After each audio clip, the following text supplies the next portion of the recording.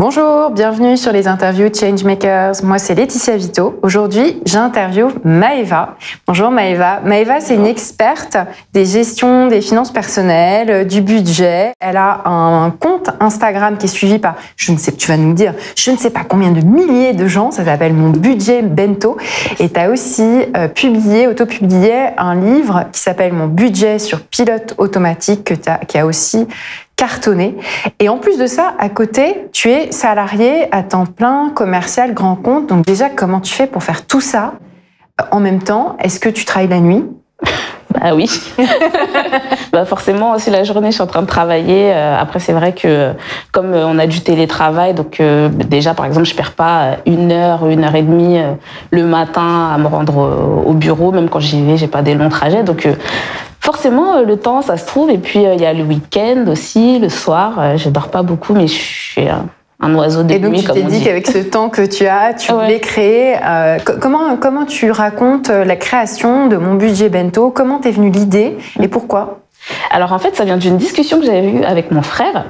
Et en fait, il me disait non, mais toi, tu arrives à gérer ton budget, mais c'est pas tout le monde qui arrive à gérer son budget. Et il me disait, tu dis quoi? Il y a des gens qui arrivent pas? On avait une discussion qui était un peu comme ça. Et du coup, il me dit, t'as qu'à écrire un livre, puis comme ça, tu pourras aider les gens à gérer leur budget. Mais il me disait ça gentiment. Et je lui ai pris au mot, j'ai dit OK. Et après, une fois que j'avais bien avancé dans le livre, je me suis dit, mais en fait, mon livre, qui va l'acheter si personne ne sait qu'il existe? Et aussi, dans le livre, j'ai pas mis toutes les idées que j'avais envie d'aborder. Donc, du coup, c'est là que le compte Mon Budget Bento entre en scène, où je me suis dit, je commence par le compte Instagram, créer une petite communauté, puis après, j'introduirai mon livre, et c'est comme ça que ça s'est fait. Et aujourd'hui, il y a combien de followers sur depuis ce matin, 49 000. Donc, on approche des 50 000, là. Ouais, je pense d'ici la fin de l'année. Alors, qu'est-ce que tu proposes sur ce compte Instagram? Et d'abord, peut-être une petite explication du nom Mon Budget Bento, parce que pour moi, Bento, tu sais, c'est les box japonaises de déjeuner où il y a des petites cases qu'on sépare bien. Alors, je peux imaginer qu'il y a une métaphore avec le budget, mais je crois qu'il faut que tu... Exactement. Donc, en fait, dans mon livre, j'explique une méthode de gestion très relax, parce que moi, je suis une grande feignante de mon état. Et du coup, c'est basé sur la compartimentation des comptes. Et donc, ça ressemble, quand on a l'organisation, à un bento, justement. Donc, alors, comment on divise et qu'est-ce qu'on divise? C'est en fonction des usages. Est-ce que c'est pour mon enfant? Est-ce que c'est pour la maison? Voilà. Donc, c'est une organisation relativement simple. Ne vous inquiétez pas. Pour organiser. Et c'est surtout, en fait, pour automatiser. Parce que c'est le plus important dans ma méthode, c'est de vraiment pas se prendre la tête sur le budget. Parce que, même si ça peut avoir l'air contradictoire, le budget, pour moi, c'est pas du tout intéressant. C'est quelque chose où on doit passer le moins de temps possible. Qu'on soit allé à la boulangerie acheter une baguette à 1,25 €, c'est pas ça qui est important. C'est vraiment se libérer de cette charge-là et de pouvoir passer du temps plus à s'éduquer à développer son éducation financière, se renseigner sur les différents supports, avoir une stratégie, monter sa boîte. Enfin bref, toutes les choses qui sont beaucoup plus intéressantes que faire de la comptabilité en gros. Et puis le budget, c'est ce qui permet de te sécuriser dans ton quotidien et de dégager de l'argent pour une stratégie d'investissement. Exactement. Et donc toi, tu en parles aussi tu en parles surtout sur Instagram. Exactement. L'investissement et de l'épargne. Exactement. Donc dans mon livre, c'est vraiment la base, c'est le niveau 0, c'est comment est-ce que je gère suffisamment bien mon budget pour pouvoir dégager de l'épargne. Parce que pour moi, comment les gens dépensent leur argent, à la rigueur, j'ai envie de dire... je m'en moque, mais c'est vraiment combien d'épargne est-ce que tu arrives à dégager pour financer les projets qui te tiennent à cœur. Et du coup, par rapport à l'investissement, forcément, tout le monde a envie de devenir, je sais pas si tout le monde a envie de devenir riche, mais tout le monde a envie d'être à l'aise financièrement. Du coup, pour être à l'aise financièrement, pour investir, il faut de l'argent. Donc, si tu n'épargnes pas, tu n'investiras jamais. Donc, c'est dans ce sens-là que c'est très important. Alors, pour les gens qui sont des paniers percés, un panier percé, c'est une autre métaphore par rapport au bento qui est bien compact. Ouais. Quel conseil tu donnerais déjà à cette première étape du budget pour mettre les choses un peu plus au carré et puis arrêter de laisser filer les sous dans les trous? Déjà, il faut identifier la fuite. Donc la première chose, ça sera vraiment de regarder ses comptes, de faire, moi, c'est la première partie du livre, c'est l'état des lieux, c'est la plus grosse partie où vraiment il faut regarder les comptes, mais à la loupe. Ça va prendre du temps sur le moment, mais après ça va libérer un temps extraordinaire après coup. Et c'est là que les gens ils vont se rendre compte, par exemple, que sur les courses, ils gèrent pas du tout, ils achètent à la volée, peut-être il y a du gaspillage, etc. Ou peut-être beaucoup trop de shopping. Chacun a son petit truc, mais voilà, il faut l'identifier pour pouvoir avoir déjà les catégories. Ça part en vêtements, ça part en cigarettes, exactement. En alcool. Voilà, exactement. Chacun son petit, j'ai pas envie de dire vice parce que c'est un peu abusé comme terme, oui, mais son petit truc, ça faiblesse. On laisse filer plus d'argent que quelqu'un d'autre qui aurait une structure de dépenses différente. Exactement. Et alors, une fois qu'on arrive à comprendre comment ça fonctionne, c'est pas toujours évident de se dire je vais arriver à dégager X centaines d'euros pour commencer à épargner, à investir. Donc, quelle est la deuxième étape, celle où on commence à devenir investisseur, investisseuse? Et est-ce qu'on peut tous le devenir? Alors oui, je pense qu'on peut tous devenir investisseur ou investisseuse. Après, c'est sûr que la personne qui gagne 1 500 euros par mois, elle va pas pouvoir placer 1 000 euros par mois. Bon, sauf à ne pas avoir de loyer, etc. Mais en général, on va pas pouvoir passer 1 000 euros par mois. Donc l'investissement, en règle générale, c'est quand même en fonction des montants que tu es capable d'investir. Et c'est pour ça d'ailleurs que j'essaye de parler au maximum. Donc le terme que j'utilise, c'est l'euro-respect. Donc c'est de dire que quand on travaille, et ça c'est applicable pour tout le monde, hein, que ce soit des freelances ou un salarié, c'est que quand on fait un travail, il faut savoir se faire rémunérer à sa juste valeur. Parce que, en fait, t'as le respect, mais t'as pas l'euro. Parce qu'on va te dire dans les boîtes, ils adorent ça, oui, ça t'a bien bossé, tout. Bravo pour ce projet. Oui, mais ok, mais paie-moi, en fait, pour le travail que je fais. Et là, c'est là que ça va t'apporter de la tranquillité financière où tu vas pouvoir commencer à investir, etc. Et donc, ça fera la différence entre la personne qui pourra mettre que 10 euros par mois, par exemple, et la personne qui pourra mettre 200, 300, 500, même plus, hein, pour les personnes qui gagnent très bien leur vie. Donc avant même le budget, il y a la question de négocier son salaire, de choisir des secteurs qui vont être plus ou moins rémunérateurs. Donc il y a quand même encore une première étape avant. Est-ce que tu as aussi dans ton média cette approche-là de se dire tiens, je vais donner des conseils pour ce qui concerne la négociation par exemple? Alors je donne pas exactement des conseils sur la négociation, mais des fois en fait ça commence juste par demander. Parce que moi, c'est vrai que dans mon audience, j'ai beaucoup de femmes. Et c'est vrai que dans l'éducation qu'on reçoit, c'est plus sois gentil et tais-toi. En gros, hein, je fais un gros raccourci.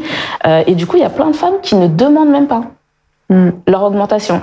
Et donc forcément, quand tu gères une entreprise, tu peux faire des économies un peu partout. Donc c'est aussi à toi de te prendre en main et de dire voilà, je vais demander une augmentation, je vais demander une promotion, ou je vais chercher un travail soit dans un autre secteur, ou soit juste dans une autre boîte.